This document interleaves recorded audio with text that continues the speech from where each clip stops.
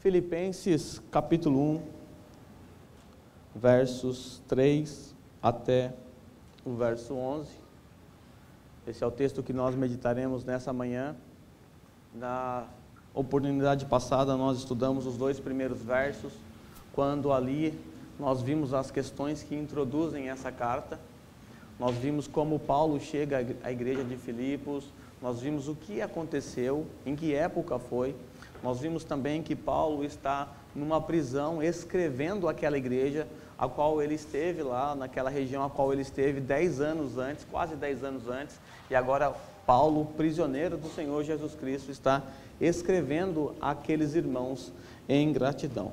O contexto, nós vamos relembrar um pouquinho o contexto dessa carta, à medida em que eu for expondo, mas eu quero que vocês, ao olhar para essa carta junto comigo, reflita e extraia o tema que eu escolhi para essa mensagem, que é: a gratidão é um reflexo natural de um coração regenerado. Então, a gratidão é um reflexo natural de um coração regenerado. Se você é regenerado, então, naturalmente, deve reverberar do seu coração gratidão ao Senhor.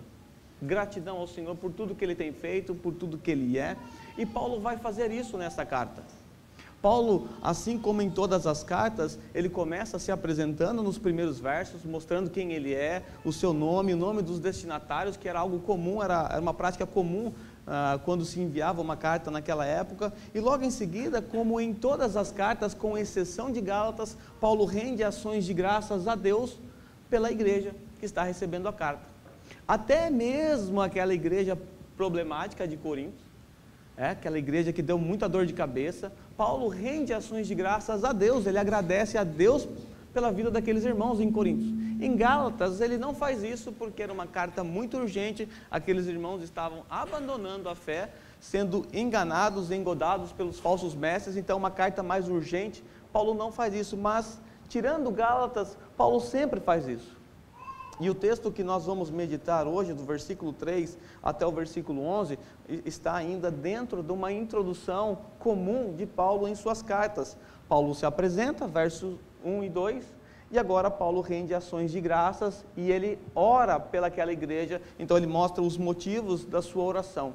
Então, basicamente, eu quero dividir o sermão de hoje em 2 pontos. O primeiro ponto é as ações de graças, a gratidão de Paulo, e o segundo ponto é a oração de Paulo. E aí nós vamos ver por que Paulo agradecia a Deus quando ele se lembrava daquela igreja. Então Paulo dá aqui para nós alguns motivos, algumas lembranças que ele tem em sua mente, que vem ao seu coração, quando ele olha lá para 10 anos atrás, ele lembra daquilo e ele começa a agradecer a Deus agora, e ele esboça isso nessa carta. E eu quero ler isso com vocês. Antes de mais nada, vamos ler o texto, já que você está com a sua Bíblia aberta, versículo 3 em diante. Filipenses. O texto diz assim: agradeço a meu Deus toda vez que me lembro de vocês. Em todas as minhas orações em favor de vocês, sempre oro com alegria. Por causa da cooperação que vocês têm dado ao Evangelho desde o primeiro dia até agora, eu estou convencido de que aquele que começou a boa obra em vocês vai completá-la até o dia de Cristo. É justo que eu assim me sinta a respeito de todos vocês, uma vez que os tenho em meu coração, pois quer nas correntes que me prendem, quer defendendo e confirmando o Evangelho, todos vocês participam comigo da graça de Deus. Deus é minha testemunha de como tenho saudade de todos vocês, com profunda afeição de Cristo Jesus. Esta é minha oração, que o amor de vocês aumente cada vez mais em conhecimento e em toda percepção, para discernirem o que é melhor, a fim de serem puros e irrepreensíveis até o dia de Cristo, cheios do fruto da justiça, fruto que vem por meio de Jesus Cristo, para a glória e louvor de Deus. Então nós vamos extrair dessa carta a seguinte proposição: a gratidão é um reflexo natural do coração regenerado. Quando nós olhamos para as primeiras palavras que estão no versículo 3, Paulo diz assim: agradeço ao meu Deus.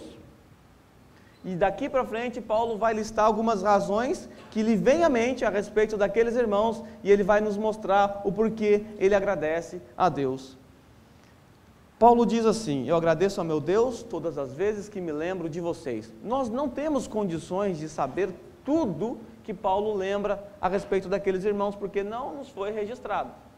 Mas há alguns fatos, alguns relatos que nós podemos saber que Paulo se lembrava, porque foi registrado em Atos capítulo 16, quando nós estudamos no sermão passado, nós vimos isso.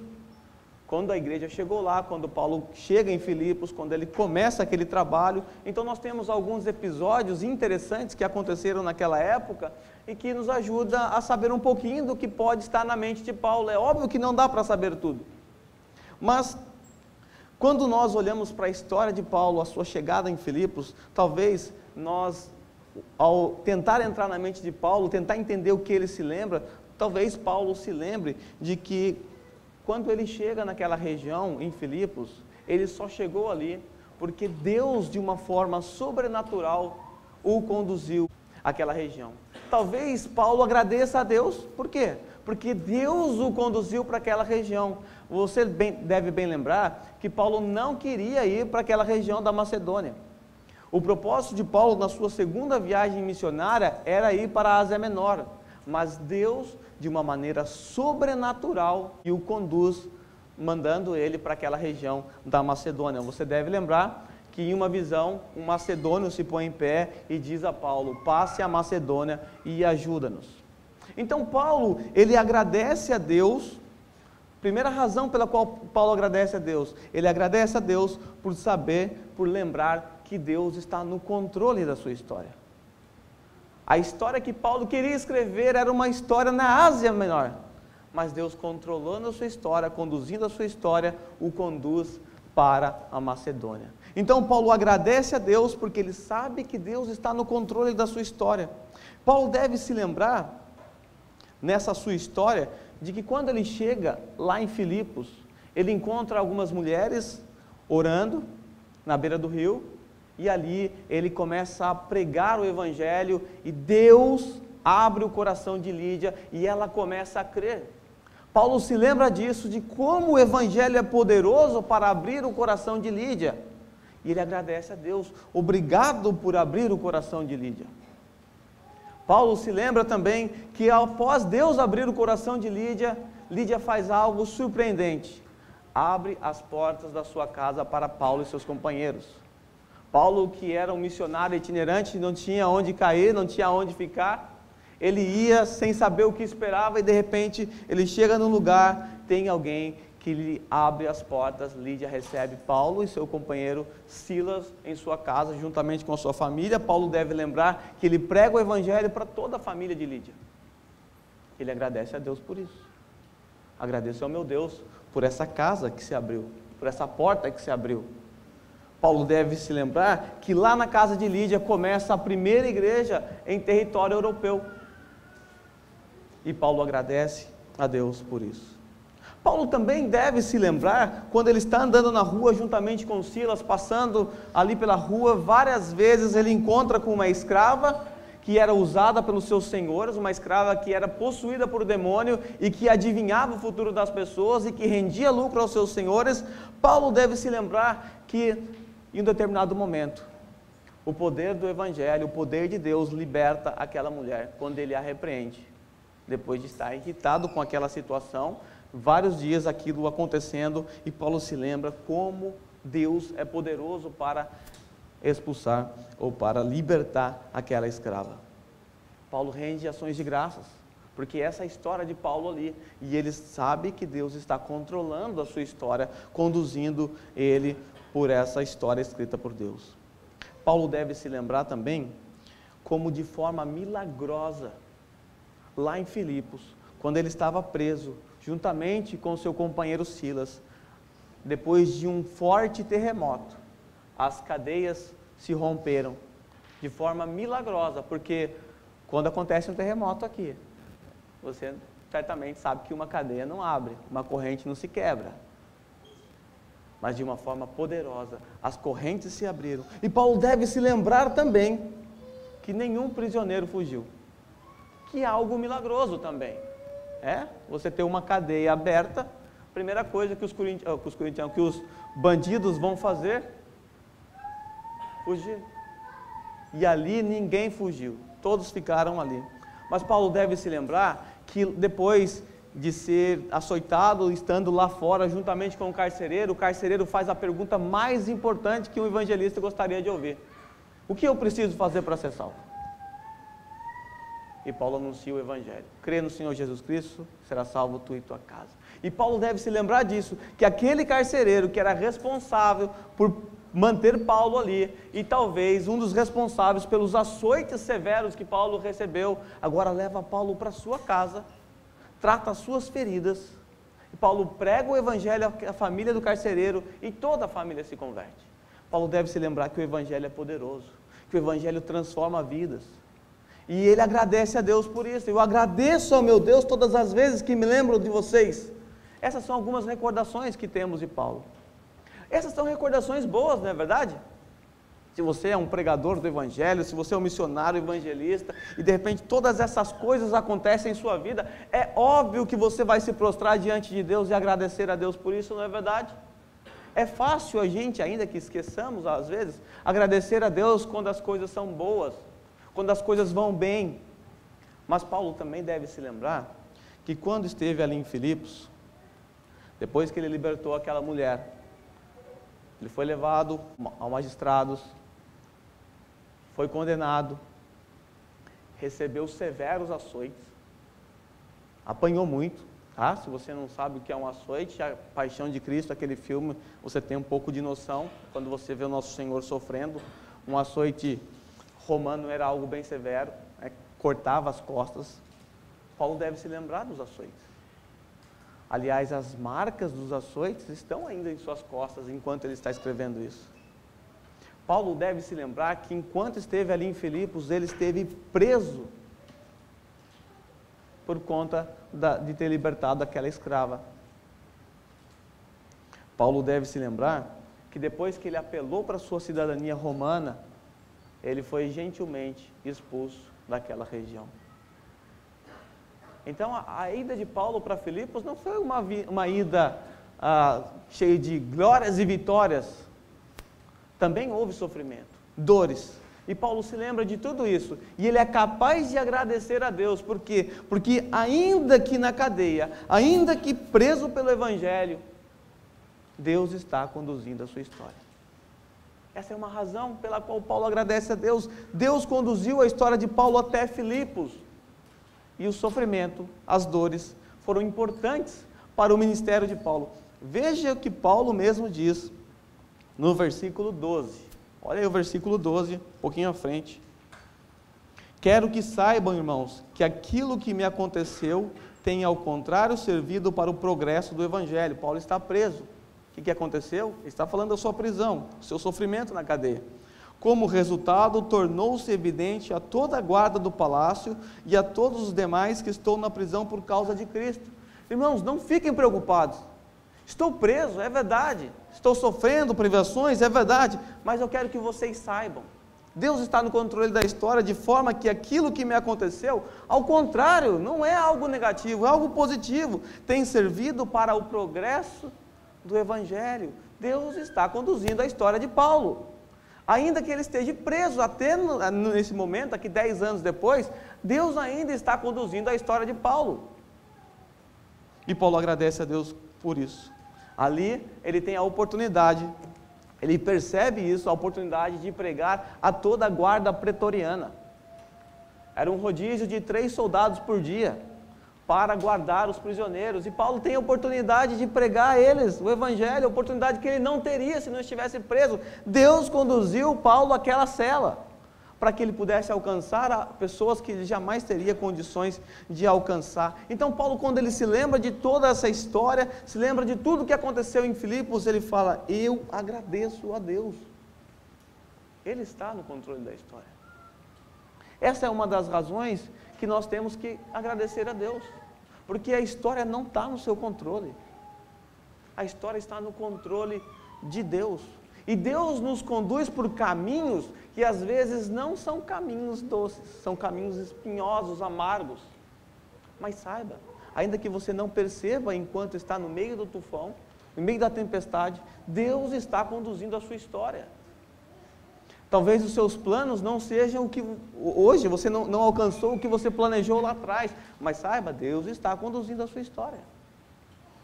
Talvez o seu plano nem fosse estar mais aqui no Japão hoje, mas Deus está conduzindo a sua história. Talvez você está passando por um grande, terrível problema na sua vida hoje, e você não consegue perceber, mas Deus está conduzindo a sua história, por isso agradeça a Ele. Facilmente esquecemos de agradecer a Deus nas coisas boas, quem dirá nas coisas ruins? Mas nós devemos agradecer, porque mesmo em meio ao sofrimento, mesmo em meio à dor, mesmo em tudo que acontece à nossa volta, é para a honra e glória do Senhor, porque Ele está conduzindo a nossa vida, a nossa história. Nós estamos prestes a enfrentar uma grande crise. Dizem que uma crise semelhante à de 2008, aquela terrível crise. Meus irmãos, na época em que essa crise nos afetou, provavelmente a maioria estava aqui, quando eu fui afetado por aquela crise no começo, em novembro, eu fui um dos primeiros a ser mandado embora na crise, e aquilo foi um oba-oba, né? Opa, pegar seguro-desemprego, vamos aproveitar, estudar um pouquinho, divertir, depois a gente procura emprego. E aí, lá fui eu, passando o seguro-desemprego, começo a procurar serviço. Não havia emprego. Aquela ficha do Hello Work, que era quase que uma bíblia dessa grossura, eram apenas 3 folhinhas. E qualquer emprego que você escolhesse, eles falavam assim, tem que falar 100% japonês e escrever 100% kanji, ou seja, nem japonês faz isso. Não havia possibilidades. Comecei a procurar serviço por 500 ienes a hora. Na época, não tinha. E quando eu encontrei depois que a crise melhorou, passou a crise, eu encontrei um de 800 a hora, lá em Nagoya, longe. Mas, olhando toda aquela situação, eu tinha acabado de comprar um carro novo, meu carro estava com 14 mil quilômetros rodados nessa época, eu não tinha pretensão de voltar ao Brasil, mas, de repente, as economias começam a ir embora, querer ir embora, e aí decidimos, não, vamos embora para o Brasil, não dá para ficar no Japão nessas condições, não há perspectiva de melhorar isso aqui. Era uma terrível crise, ou seja, saiu totalmente daquilo que eu havia programado, eu não pretendia voltar ainda para o Brasil, mas Deus estava controlando a minha história, controlando a minha vida. E hoje, quando eu olho para aquele momento, para aquela fase que eu passei, ainda que naquela época eu não percebi isso, demorou para perceber. Hoje eu sei que um pouco do que Deus formou em mim hoje, do meu caráter, daquilo que eu sou, não sou muita coisa, não sou nada, mas o pouco que eu posso dizer que eu cresci, evoluí, foi por conta daquilo que aconteceu naquela época. Foi pelo aprendizado que Deus me deu, pela lição que eu aprendi naquela época, porque Ele precisava me ensinar essa lição. Talvez você aprendeu outra lição, que você precisava aprender. Se você não aprendeu, talvez você vai ter a chance de aprender de novo na próxima crise. Até então, aquela época, eu e a Rose ganhava bem, né? Os dois trabalhavam na Ishin, não tinha filhos, trabalhava na Nikotai, então o salário era bom, muito bom por sinal. Então a gente era autossustentável. Confiávamos na força do nosso braço. Queria comprar alguma coisa, eu comprava. Queria viajar para algum lugar, eu viajava. De repente, as coisas mudaram. E aí Deus começou a trabalhar ainda mais a dependência nele. A dependência nele. Esse foi um ponto que, se eu tiver que olhar a minha história toda, até agora, um divisor de águas na minha vida foi o que aconteceu nesse período, que me preparou para o ministério hoje. Então Deus estava conduzindo a minha história naquela época. E aí, na época, os irmãos, 90% da igreja desempregado, comecei a dar aula.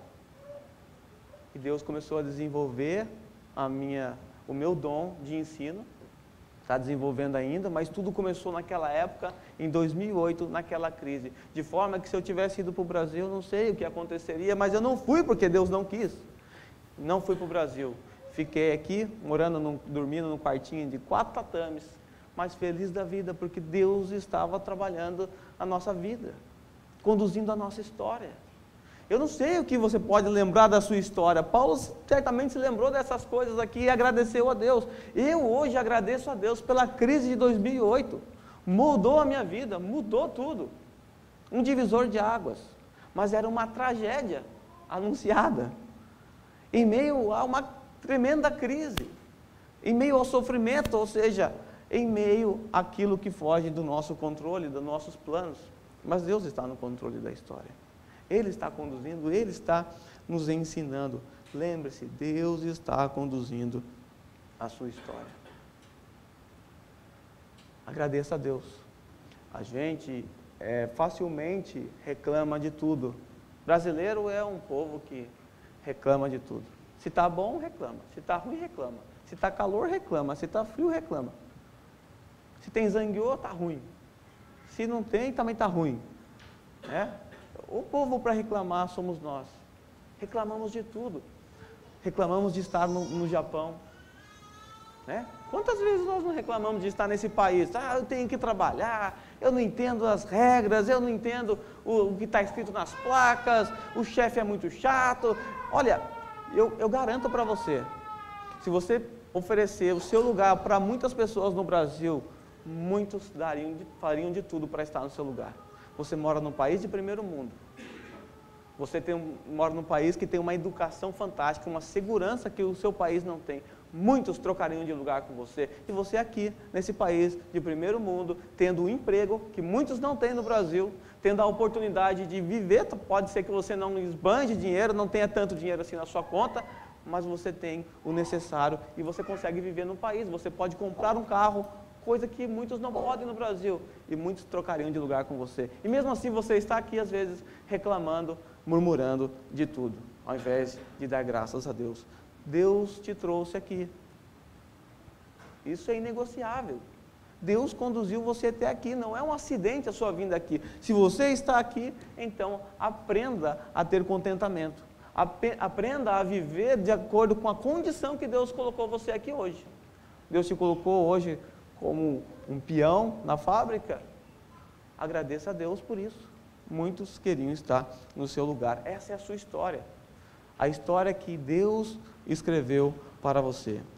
Então Paulo, quando ele olha para a história dele lá em Filipos, ele se lembra que Deus está no controle da sua história, que Deus o conduziu àqueles irmãos e que ele pregou o evangelho e que aquela primeira igreja cresceu, se fortaleceu e agora 10 anos depois, Paulo está escrevendo para uma igreja que já tem bispos e diáconos, como a gente pode ver nos primeiros versos.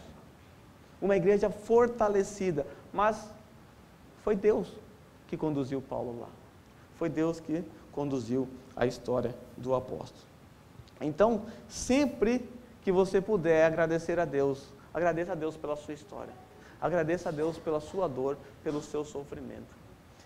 Quando eu descobri que o John ia ter lábios lepoриnos, aquele lábio fendido, não tinha muita noção do que era isso.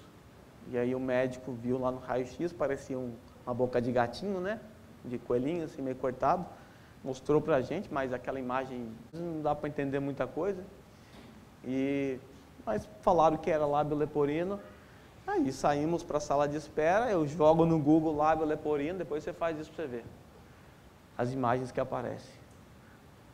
Até então eu estava tranquilo, mas a hora que eu vi aquelas imagens, aquilo foi, um coração sendo esmagado na hora.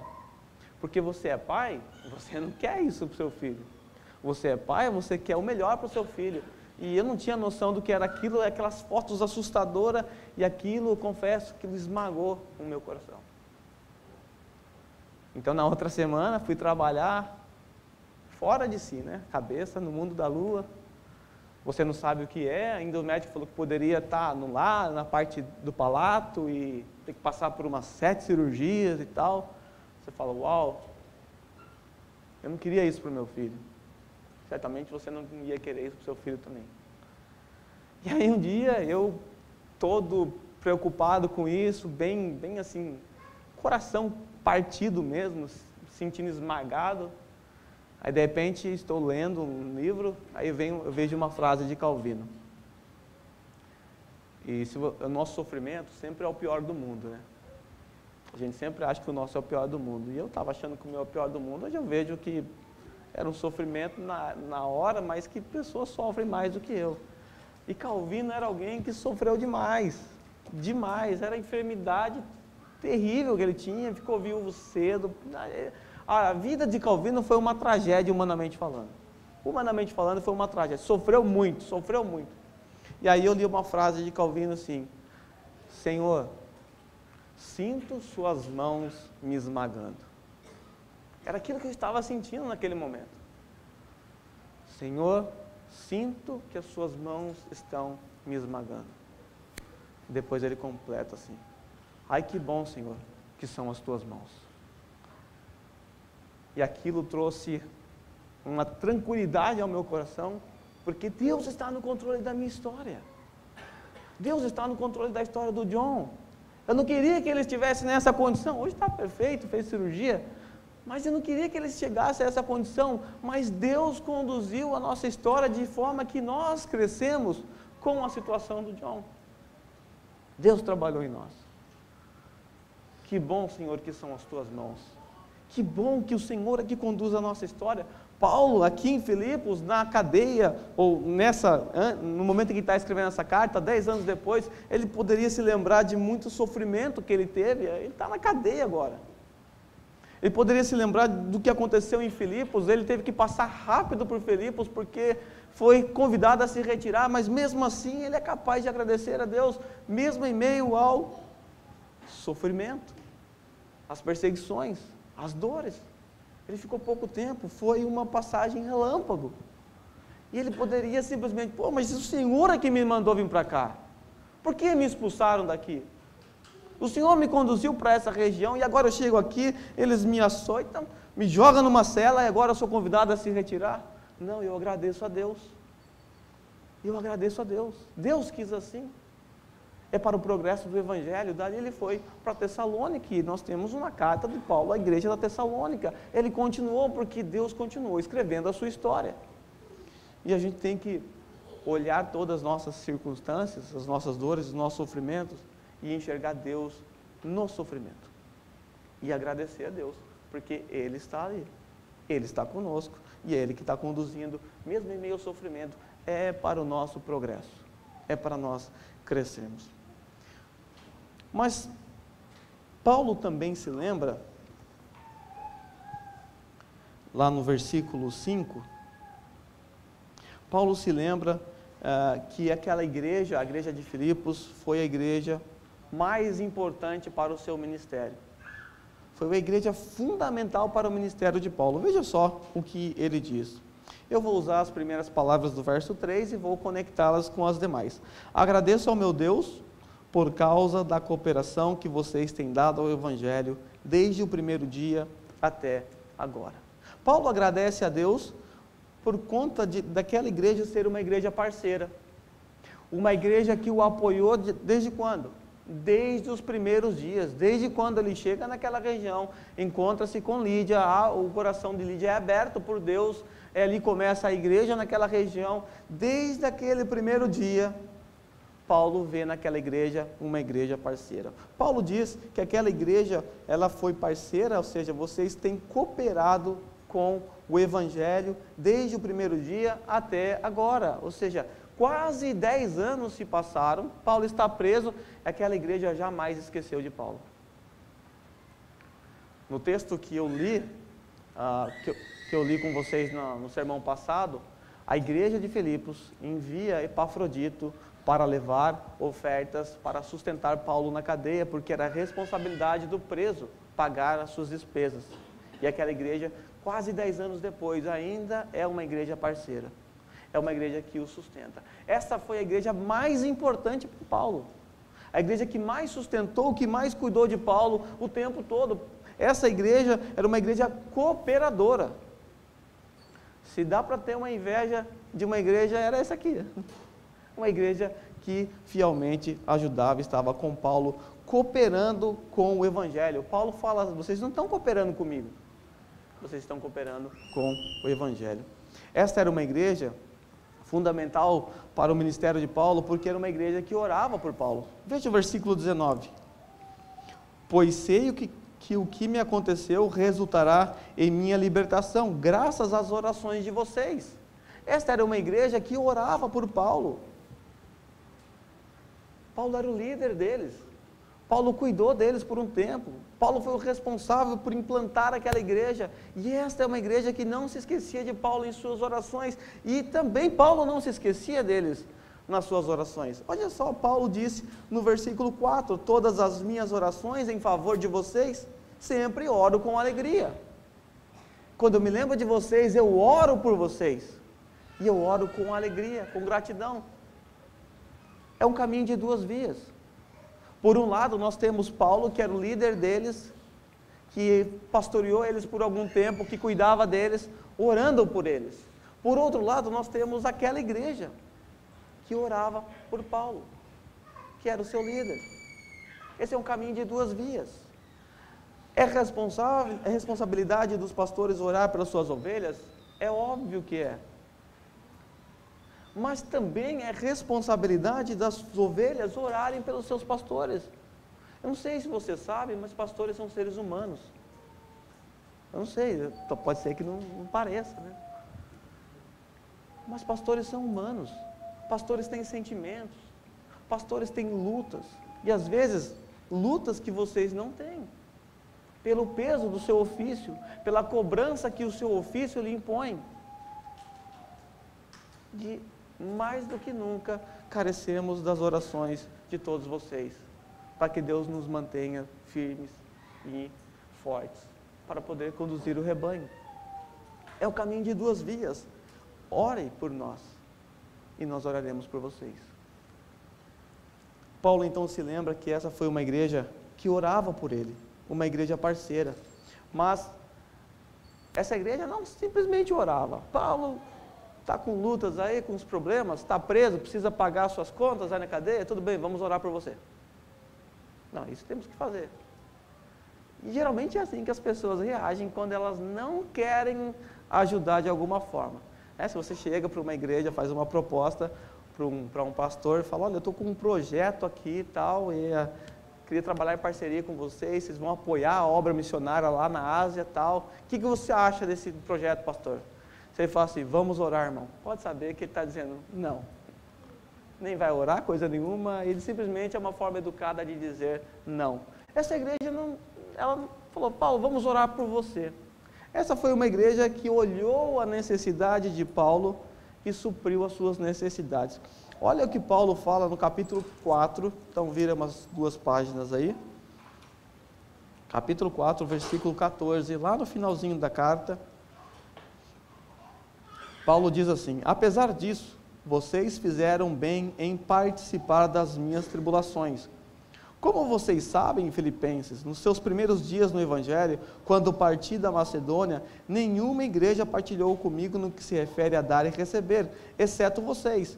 Pois estando eu em Tessalônica, quando ele foi expulso dali, de Filipos, ele teve que ir para Tessalônica, vocês me mandaram ajuda não apenas uma vez, mas 2 quando tive necessidade. Então, quando Paulo teve que sair ali, que ele foi gentilmente convidado a se retirar, depois de apelar para a sua cidadania romana, ele vai para a próxima região, capital da Macedônia, Tessalônica, e ali ele não tem ninguém.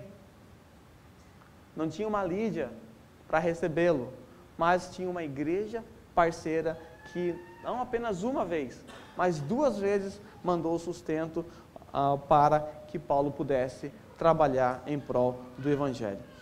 Em 2 Coríntios também, veja o que Paulo fala das igrejas da Macedônia. Então abra 2 Coríntios comigo, capítulo 8.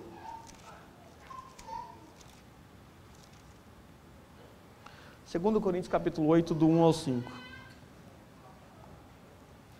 Agora, irmãos, queremos que vocês tomem conhecimento da graça que Deus concedeu às igrejas da Macedônia. Filipos ficava na Macedônia, Filipos, Tessalônica. No meio da mais severa tribulação, olha a condição daqueles irmãos, severa tribulação, a grande alegria e a extrema pobreza deles transbordaram, extrema pobreza. Não é pobreza não, é extrema pobreza, é muito pobre, é mais pobre que eu, é muito pobre, extrema pobreza. pobreza deles transbordaram em rica generosidade, pois dou testemunho de que eles deram tudo quanto podiam e até além do que podiam, por iniciativa própria. Paulo não colocou a faca no pescoço deles, não. Iniciativa própria. E bem provável, pelo que a gente vai ler aqui, Paulo até considerava a dificuldade deles.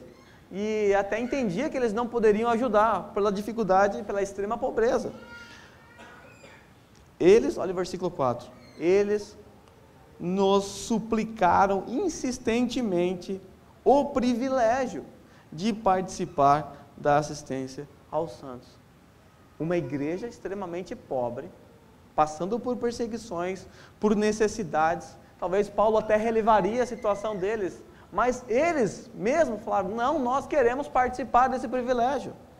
Nós queremos ajudar, por quê? Porque ajudar a Paulo era uma cooperação com o Evangelho.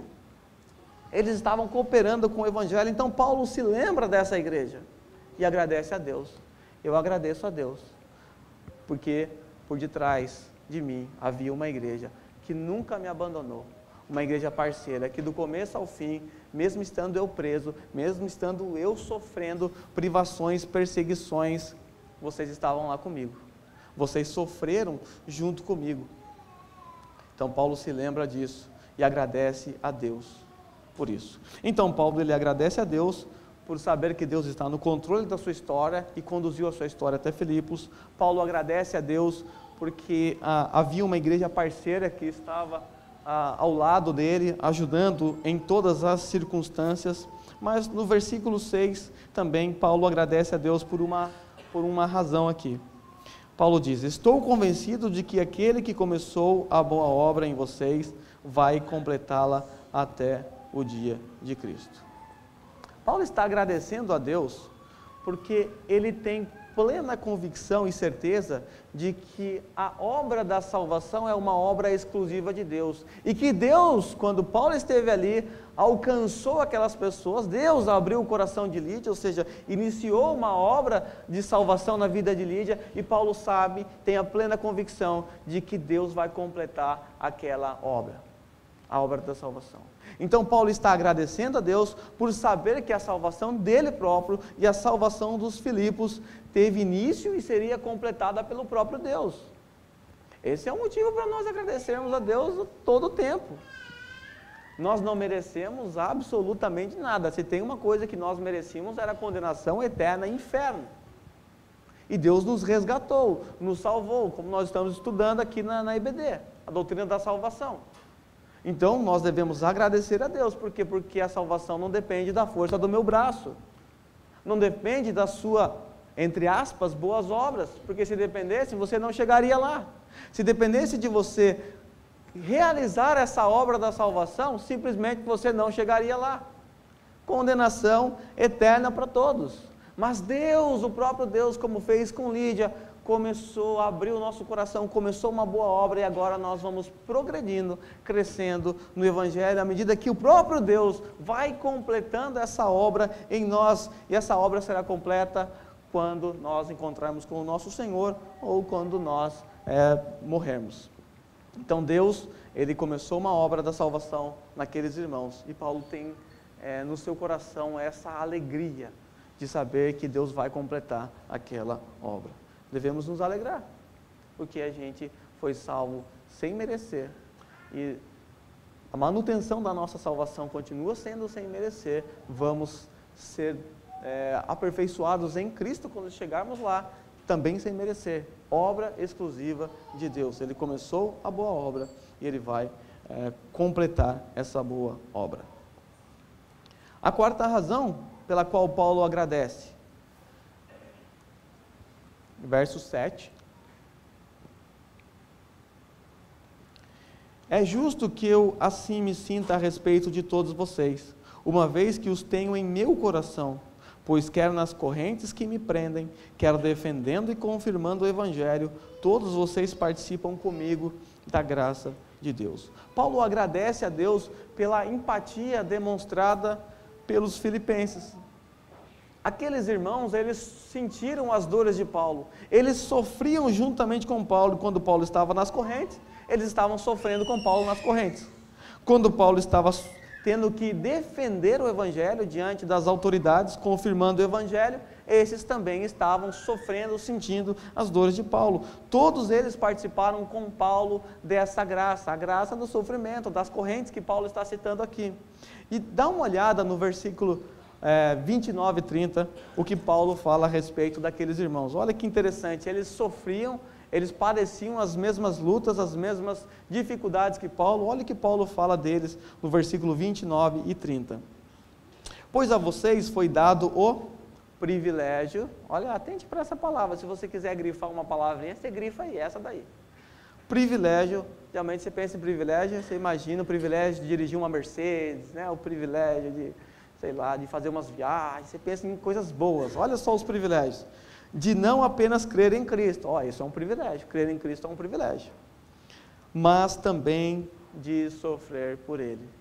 A igreja de Filipos também sofria por causa de Cristo. A igreja de Filipos, como nós lemos lá em Coríntios, em meio a perseguições, extrema pobreza, era uma igreja que sofria por conta do Evangelho.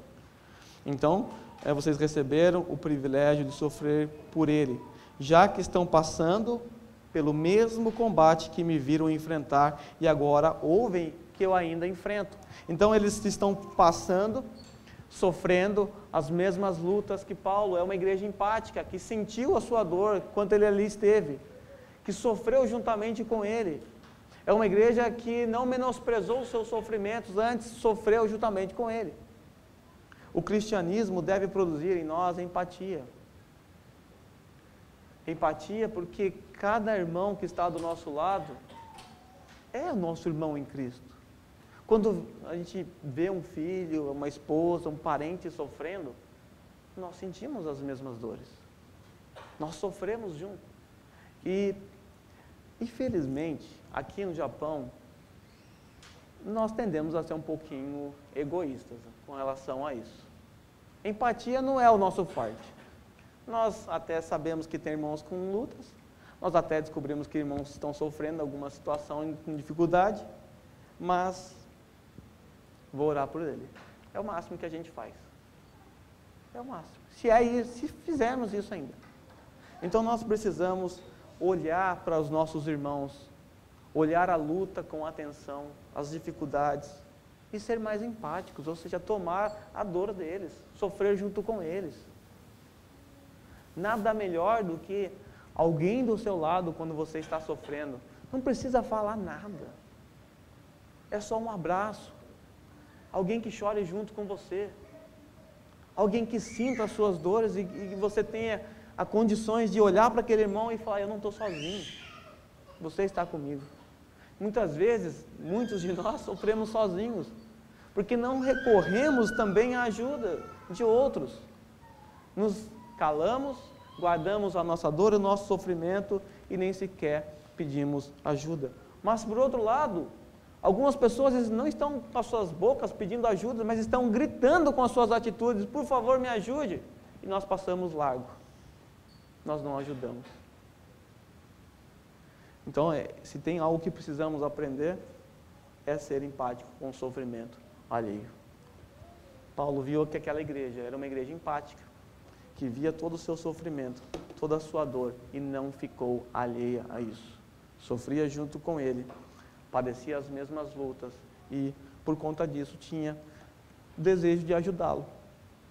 É mais fácil você ajudar alguém que está vivendo uma luta que você já passou, porque você sabe como é duro, você sabe como é difícil. Então aquela igreja estava agora passando pelas mesmas lutas que Paulo. Era uma igreja que podia ajudá-lo, porque sabe o que é sofrer, como Paulo estava sofrendo, como nós acabamos de ler. Vocês receberam um privilégio, não apenas de crer, mas de sofrer pelo Evangelho. Quinto, e versículo 8. Paulo agradece a Deus por saber que Deus está no controle da sua história. Paulo agradece a Deus porque ele vê naquela igreja uma igreja parceira. Paulo agradece a Deus porque ele sabe que a obra da salvação é uma obra que é de Deus e ele vai completar até o fim. Paulo agradece a Deus que quando ele olha para aquela igreja, ele se lembra que aquela igreja sofria as suas dores, sofria junto com ele. Mas no versículo 8, Paulo ele agradece a Deus pela profunda afeição que ele tem para com os irmãos de Filipos. Paulo adquiriu uma afeição, e ele vai falar que é uma afeição de Cristo. Ó, Deus é minha testemunha de como tenho saudade de todos vocês, com profunda afeição de Cristo Jesus. Eu sinto a afeição por vocês, eu sinto o mesmo amor, a mesma paixão que Cristo sentiu por vocês. São as paixões de Cristo, as afeições de Cristo. Eu amo vocês como Cristo amou vocês, como Cristo me amou. Então Paulo ele pode agradecer a Deus, por quê? Porque esse fruto de amar, de ter as afeições de Cristo, ele sabe que é algo próprio de Deus, que não é algo próprio dele. Então ele agradece a Deus, porque ele tem afeições para com os nossos irmãos em Filipos, e ele sabe que essas afeições são afeições que o próprio Deus deu a ele. Para eu conseguir terminar, eu vou dar um saltinho aqui, tá? Nós vamos entrar no segundo ponto, então. Vamos falar a respeito da oração de Paulo. Nós vimos até então a gratidão de Paulo, né? Paulo agradecendo a Deus quando ele se lembrou que a sua estadia lá, a sua ida para Filipos foi conduzida por Deus. Deus conduziu a sua história até ali, e tudo o que aconteceu foi porque Deus estava no controle. Paulo se lembra que aqueles irmãos foram fundamentais para o sustento do seu ministério, intercedendo, orando, sentindo as suas dores, sofrendo juntamente com ele. Paulo agradece a Deus porque se lembra que a salvação não depende dos Filipos, nem depende de Paulo, depende do próprio Deus que começou e que vai completar aquela obra. Paulo agradece a Deus pela empatia dos filipenses para com ele, em ajudar, em sofrer junto com ele. Paulo agradece a Deus porque ele mesmo tem afeições de Cristo para com aqueles irmãos, ele ama aqueles irmãos como Cristo amou. E agora Paulo vai orar por esses irmãos. Então a segunda parte do versículo 9, Paulo está esboçando aqui a sua oração para aqueles irmãos. Depois de agradecer a Deus por tudo isso, agora Paulo vai esboçar uma oração. Versículo 9 começa assim: esta é minha oração. Vamos ver o que Paulo ora, o que Paulo pede para aqueles irmãos, e o que Paulo pede para aqueles irmãos é o que nós devemos pedir para nós mesmos, tá bom? Primeiro, que o amor deles aumentem cada vez mais. Então, espera aí. Nós estamos falando da igreja mais amorosa que Paulo conheceu. A igreja é exemplo de amor. Uma igreja que em extrema pobreza abre mão daquilo que tem para ajudar ele. Alguém que manda Epafrodito viajar quase 1000 quilômetros e o mesmo quase morre no caminho para suprir as necessidades de Paulo. Uma igreja extremamente amorosa. E olha a oração de Paulo. Talvez essa oração seria para a igreja de Corinto, a igreja da Galácia lá, que estavam um mordendo o outro, lá se devorando. Mas Paulo fala: eu oro para que o amor de vocês aumente cada vez mais. Por quê? Porque não há limites para o amor.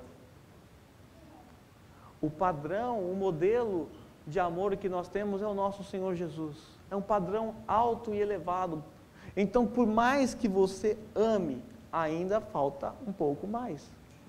Você nunca vai alcançar o topo do amor.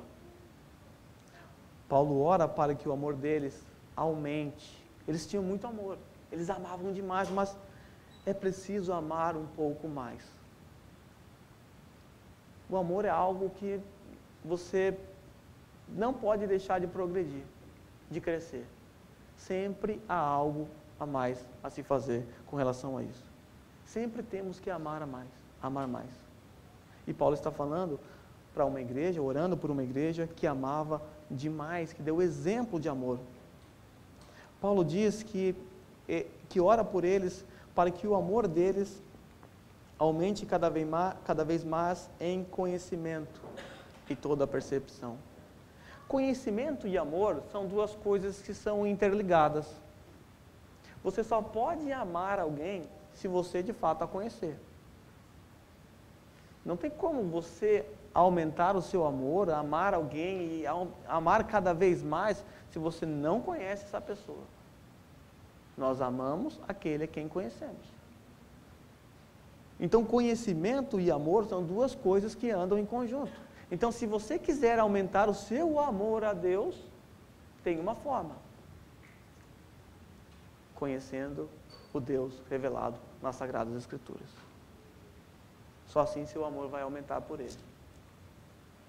Amor e conhecimento andam em conjunto. Por isso que Paulo ora para que o amor deles aumente em conhecimento, em conjunto com conhecimento, porque sem conhecimento não dá para amar. Não dá para amar quem a gente não conhece. Alguém aqui ama o Donald Trump? Ninguém ama, né? Você pode gostar da filosofia dele, do jeito que ele está conduzindo, mas você não pode amá-lo, porque você não conhece, você não convive, você não tem as afeições por ele. Para haver possibilidade de você amá-lo, você tem que conviver com ele. Talvez muitos que casaram aqui foi assim. Talvez quando você conheceu sua esposa, o seu marido, você nem amava, nem era amigo talvez era até inimigo em alguns casos. Mas à medida em que você... eu escutei uns aí. Se entrega não, meu filho. Mas à medida em que você vai convivendo, vai conhecendo, o seu amor vai aumentando. E deve ser assim no casamento. À medida em que vamos convivendo com a nossa esposa, com o nosso marido, então nosso amor deve aumentar. Se isso for, de fato, um amor saudável. Então, Paulo ora para que o amor deles aumente em conhecimento e em toda a percepção. Nós temos uma escada que está descendo aqui. Amor, conhecimento, está subindo, na verdade, amor, conhecimento. Para que eles tenham uma percepção. Que percepção é essa? Conhecimento e percepção deles devem aumentar. Mas percepção para quê? Próximo passo, próximo verso, o versículo 10 vai nos mostrar para que serve essa percepção. Nós devemos aumentar em amor, à medida em que conhecemos o nosso Senhor através da revelação que temos hoje, para que tenhamos uma percepção. Percepção para quê? Veja o versículo 10. Para discernirem o que é melhor. Bom, então a percepção é para que eles pudessem discernir o que é melhor. Senhor, me dá um discernimento. Eu compro um Alphard, um Lexus. Me dá um discernimento. Eu compro uma casa, eu fico no apartamento. Me dá um discernimento. Eu vou para o Brasil. Será que é esse tipo de discernimento que Paulo está orando para eles aqui? Não. Para que eles tenham percepção para discernirem o que é melhor, a fim de... Do que? Está escrito aí? Serem puros e irrepreensíveis até o dia de Cristo. Então Paulo está orando para que eles comecem a produzir o que ele vai chamar no versículo seguinte de fruto de justiça. Produzir aqui um coração puro e irrepreensível, ou seja, processo da santificação. O que realmente importa, na verdade, ó Filipenses, é que vocês progridam em santidade. Que vocês aumentem em amor, à medida em que vocês conheçam o seu Senhor e que vocês com isso ganhem uma capacidade de discernir o que é melhor. E o que é melhor é que vocês sejam puros e irrepreensíveis até que o Senhor volte. Esta foi a oração de Paulo para aqueles irmãos. E o versículo 11. Paulo ora para que eles produzam fruto de justiça. Esse fruto de justiça, então não entenda essa justiça como a doutrina da justificação, tá? É o complemento do que veio acima, né? De ser puro, irrepreensível, ou seja, uma vida de santidade. É desse fruto que Paulo está falando, cheio de fruto de justiça, e esse fruto aqui, então uma escadinha vem descendo. O amor de vocês aumenta à medida, vai subindo na verdade, aumenta à medida que vocês vão conhecendo o Senhor, cada vez mais. Com isso, vocês passam a ter uma percepção. Com essa percepção, vocês conseguem discernir aquilo que é melhor. Ou seja, vocês começam a viver uma vida de santidade, uma vida de pureza, uma vida irrepreensível. E começam a produzir esses frutos de justiça que vem a escada maior, por meio de Cristo. Então, tudo que os filipenses podem produzir, amor, conhecimento, discernimento, ser puro, irrepreensíveis, produzir esse fruto de justiça e os demais frutos de justiça, tudo isso é obra exclusiva do nosso Senhor Jesus Cristo. Só vem por meio de Cristo. Só os Cristos, né? Hoje a gente poderia comemorar a Reforma Protestante, aniversário, então só os Cristos, somente por causa de Cristo. Paulo é extremamente cristológico, mas o outro degrau. Para quê? Qual a finalidade última de tudo isso aqui? Desse desenvolvimento do ser humano, dos irmãos de Filipos e de nós aqui, para glória e louvor de Deus. No fim das contas, tudo que Deus faz, toda forma de Deus conduzir a nossa história, é para glória e louvor de Deus. Tudo que produzimos aqui é por conta do nosso Senhor Jesus Cristo. Essa igreja só foi a igreja mais parceira, mais amorosa, mais fiel, porque Cristo Jesus agiu no meio deles. E eles devem ser lembrados, como Paulo está fazendo aqui, que isso é para a glória de Deus, para a glória e louvor do nosso Deus. Então é com essas palavras que nós encerramos nosso período de meditação, lembrando nós que devemos ter o coração agradecido por tudo, por toda e qualquer situação. Aquele famoso versículo que você tanto conhece, que já foi imã de geladeira na sua casa provavelmente, posso todas as coisas naquele que me fortalece. Paulo, ali naquele versículo, que antecede ele, a situação não era a mais favorável possível. Paulo fala que pode sofrer perseguições, padecer necessidades. Ele cita uma série de lástimas e calamidades que aconteceram com ele, e ele fala, eu posso todas as coisas, ele me fortalece. E isso deve gerar nele gratidão. Por quê? Porque a gratidão é um reflexo natural de um coração regenerado. É inadmissível cristãos que não tenham corações agradecidos. Inadmissível.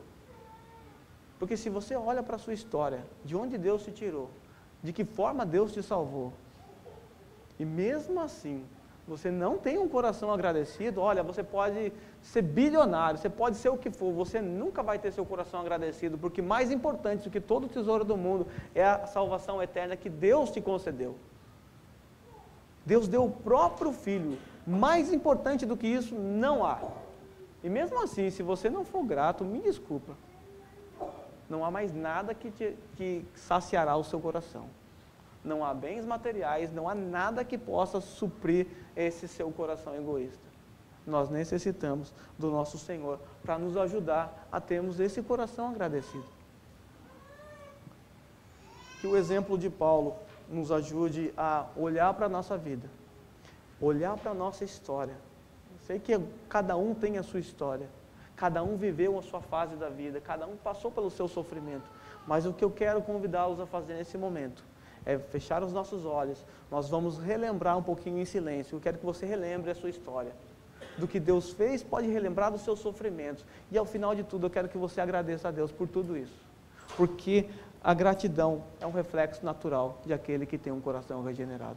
Se você de fato tem um coração regenerado, você vai conseguir agradecer a Deus, mesmo que você lembre das dores, mesmo que você lembre do sofrimento, e lembre-se que tudo isso foi para moldar o seu caráter, para trabalhar algo em sua vida.